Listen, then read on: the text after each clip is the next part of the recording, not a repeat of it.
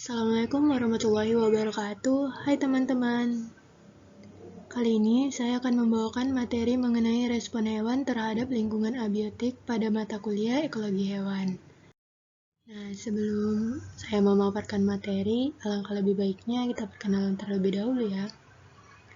Perkenalkan, saya Putri Rahayu, mahasiswi dari UIN Sumatera Utara semester 5 jurusan Tadris Biologi.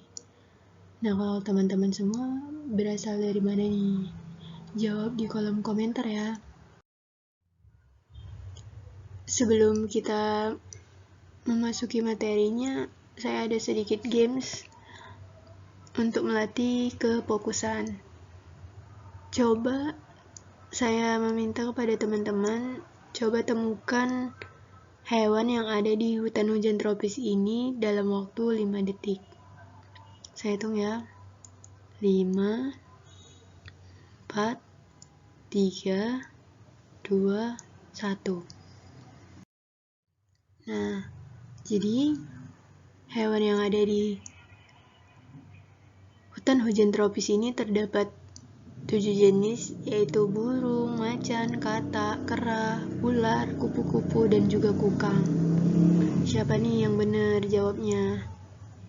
Nah, hewan sendiri merupakan salah satu makhluk hidup yang termasuk ke dalam unsur biotik penyusun ekosistem. Dan hewan itu pasti berinteraksi dengan faktor abiotik. Faktor abiotik sendiri terdiri dari tanah, air, cahaya, udara, topografi, dan lain sebagainya. Atau unsur abiotik juga disebut dengan unsur yang tak hidup, sementara biotik itu adalah unsur yang hidup. Kemudian dalam pemaparan materi ini, saya akan memaparkan 3 materi yang terdiri dari respon hewan terhadap lingkungan abiotik, kemudian siklus biogeokimia yang terdapat di lingkungan, dan habitat serta relung yang mempengaruhi kehidupan hewan. Materi pertama itu respon hewan terhadap lingkungan abiotik. Nah, respon sendiri artinya adalah reaksi yang dilakukan hewan terhadap adanya perubahan kondisi lingkungan. Sehingga hewan tersebut akan melakukan adaptasi untuk menyesuaikan dirinya. Contohnya, seperti yang terdapat pada gambar ini adalah contoh hewan ikan. Ikan hidup di air. Nah, saat ikan kita bawa ke darat dan kita lemparkan ke tanah, maka apa yang terjadi pada ikan tersebut? Ikan tersebut akan memberikan respon berupa gerakan tubuh yang menggelepar atau seperti mengepak-ngepakkan badannya ke kanan dan ke kiri.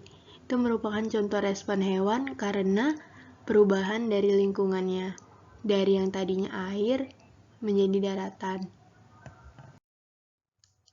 Macam-macam respon hewan terhadap lingkungan abiotik sendiri dikelompokkan menjadi 3. Yang pertama ada respon pengaturan. Respon ini bersifat reversibel dan paling sederhana. Respon ini terjadi sangat cepat dan bersifat fisiologis. Kemudian yang kedua ada respon penyesuaian. Respon yang bersifat adaptif dan terjadi dalam jangka waktu yang lebih lama.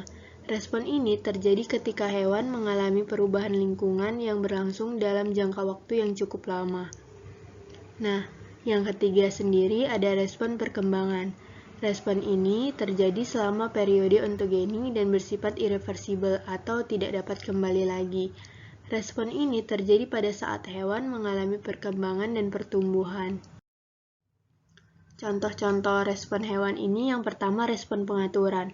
Respon pengaturan itu dapat kita lihat pada anjing, di mana anjing saat merasa kepanasan pasti akan menjulurkan lidahnya.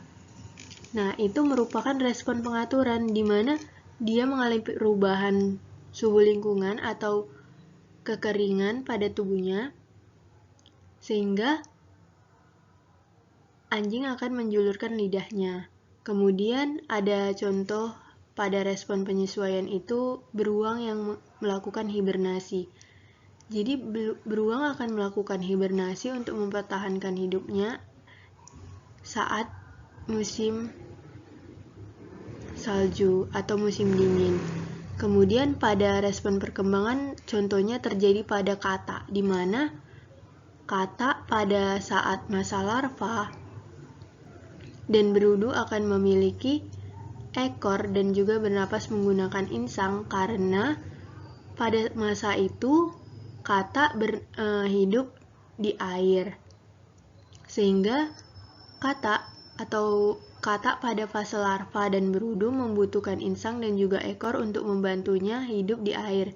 Sementara kata saat sudah dewasa, maka ekor dan insangnya itu akan menyatu dengan tubuh lainnya dan hilang karena kata dewasa tidak lagi membutuhkan ekor dan insang untuk ia hidup. Kemudian ada pada materi siklus biogeokimia. Nah, teman-teman tahu nggak sih? Di dalam alam ini terdapat berbagai macam siklus biogeokimia. Contohnya itu ada siklus daur nitrogen, siklus daur oksigen, siklus daur karbon, dan siklus daur fosfor. Siklus daur nitrogen terjadi pada nitrogen di alam dan melibatkan organisme hidup dan lingkungan abiotik seperti atmosfer, air, dan tanah. Sementara siklus daur oksigen terjadi pada oksigen di alam dan melibatkan organisme hidup dan lingkungan abiotik seperti atmosfer, air, dan juga tanah. Siklus daur fosfor ini melibatkan organisme hidup dan lingkungan abiotik seperti air dan tanah. Siklus daur fosfor adalah siklus biogeokimia yang menggambarkan transformasi dan translokasi fosfor dalam tanah, air, serta bahan organik hidup dan mati. Kemudian siklus daur karbon.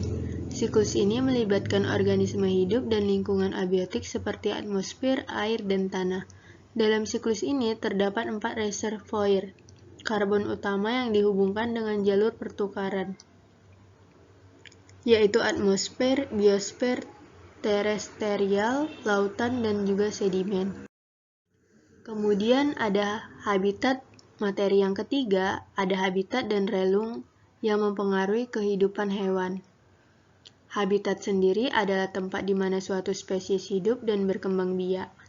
Habitat mempengaruhi hewan di dalam persaingan antar hewan.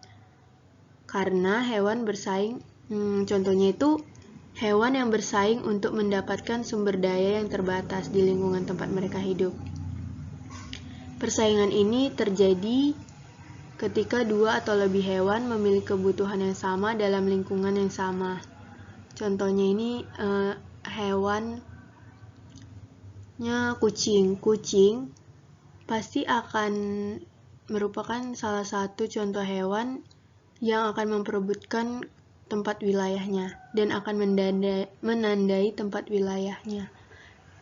Kemudian relung. Relung ekologi adalah status fungsional hewan dalam habitat yang dihuni. Relung habitat mempengaruhi perilaku hewan karena perilaku hewan dipengaruhi oleh lingkungan tempat mereka hidup. Nah, hal yang dipengaruhi itu terdiri dari makanan, perlindungan, interaksi sosial, dan perkembangbiakan hewan. Mungkin itu saja materi mengenai